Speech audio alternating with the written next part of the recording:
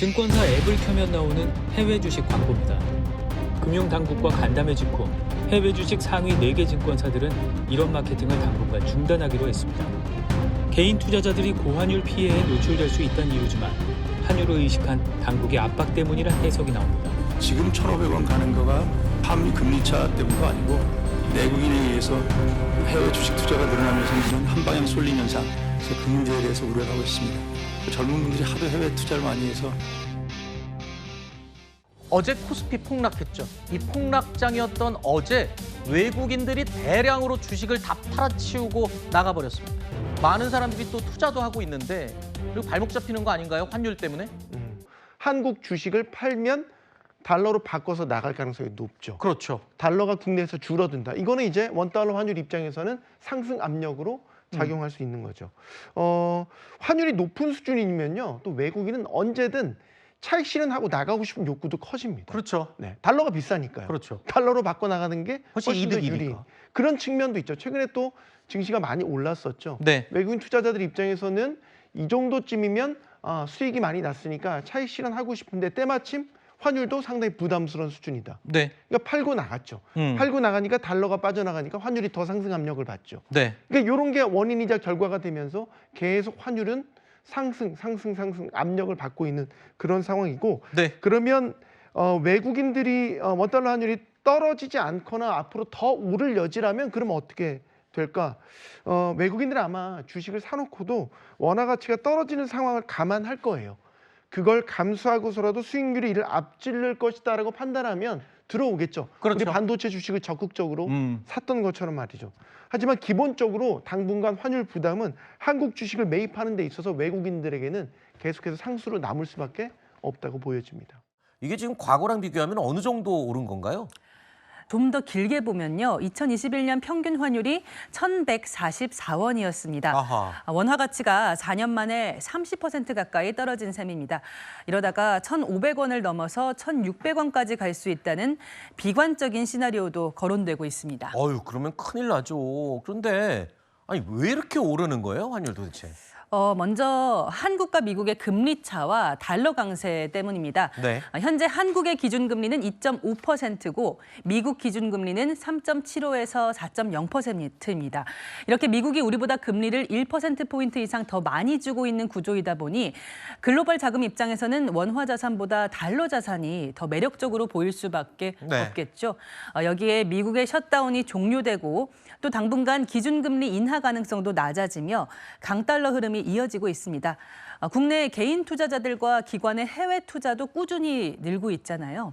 구조적으로 달러가 더 많이 필요한 경제로 바뀌었다는 분석도 나옵니다. 네. 수출하시는 분들은 지금 환율이 높으면 또 굉장히 호재잖아요. 특히 반도체 같은 수출하면. 네, 물론 반도체나 자동차, 조선 등 달러로 매출을 올리는 업종은 환율이 높아질수록 원화로 환산한 매출과 영업이익이 늘어나는 효과는 있습니다. 그렇죠. 문제는 원자재와 부품, 설비를 대부분 달러로 사온다는 점입니다. 한국은행에 따르면 10월 수입 물가는 전월 대비 1.9% 상승해서 지난 1월 이후 9개월 만에 최대폭으로 올랐습니다. 특히 기업들이 생산 과정에서 쓰는 중간재 가격이 3.8%나 뛰었고 네. 설비 투자에 필요한 자본재와 소비재 가격까지 일제히 올랐습니다. 제품 가격은 경쟁 때문에 쉽게 못 올리는 반면 원재료와 부품, 설비 가격은 환율 때문에 치솟다 보니까 수출 기업도 환율 덕보다는 원가 부담과 마진 압박을 더 크게 호소하고 있습니다. 그러니까 제가 아까 단순하게 생각을 했군요. 수출하는 사람들은 좋겠네요 했지만 그 수출하는 물건을 만들기 위해서 또 원료를 수입해야 되기 때문에 환율이 높으면 그분들도 마진을 남길 수가 없게 되는 거다. 그런 얘기가 되겠군요. 네. 그러면 실제로 국제 유가는 계속 하락하고 있습니다. 국제 유가는 떨어지고 있는데 국내에서 기름값은 오르고 있습니다. 이거 왜 그런 거예요? 중요한 건 이제 환율 영향이 너무 큽니다. 그럼 여기서 유가까지 올라버리면 정말 큰일 나겠네요. 네, 그렇죠. 그럼 이제 정말로 감당할 수 없는 2,000원, 리터당 예를 들어 휘발유 가격 2,000원을 우리가 볼 수도 있는 거죠. 국제 유가가 여기서 오르기 시작하면 네, 아직 뭐 그럴 걱정은 아닌데 환율이 너무 네. 아파요. 이 환율이 보통 이제 국내로 들여서 본격 영향을 발휘하기 시작하는 게 2달 정도 됩니다. 지금 이제 지난달부터 국내 휘발유 값이 많이 올랐잖아요. 네. 이 여파가 지금 시작이에요. 요거 아이고야. 환율 지금 우리가 진정된다고 해서 바로 휘발유 값도 내리겠지 이렇게 생각하시면 한 2달 걸린다. 네. 아마 지금 환율 수준이면 내년 1월까지는 계속해서 영향이 있을 겁니다. 알겠습니다. 환율 왜 이렇게 높이 계속 유지가 될까요? 고환율 여파가요. 우리의 밥상 지도까지 바꾸고 있다는 기사가 나왔습니다. 최근에 대형 마트에서 조금 더 싼 신규 원산지를 찾아서 물건 구매를 하기 시작했다는 건데요. 대표적으로 고등어는 노르웨이산이 맛있다고 해서 주로 노르웨이산 고등어를 많이 수입했었는데요. 최근에 한 대형마트는요. 노르웨이산 고등어에서 이제 칠레산 고등어로 수입을 바꿨다고 합니다. 자, 소고기도요. 미국산, 호주산 흔히들 이 마트에서 많이 사 드셨죠. 그런데 이제는 소고기도요. 미국산, 호주산에서 캐나다산과 아일랜드산으로 바뀌고 있다는 겁니다.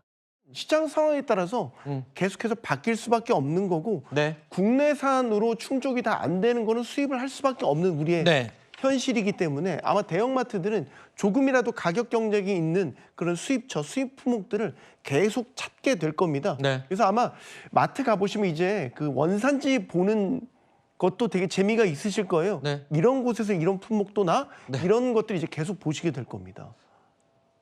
자, 이 환율 빨리 좀 떨어져야 할 텐데, 자, 한국은행이 또 홈페이지 통해서 고환율은 해외 주식 탓이다라고 밝혔습니다. 사실 해외 투자 규모가 줄었거든요.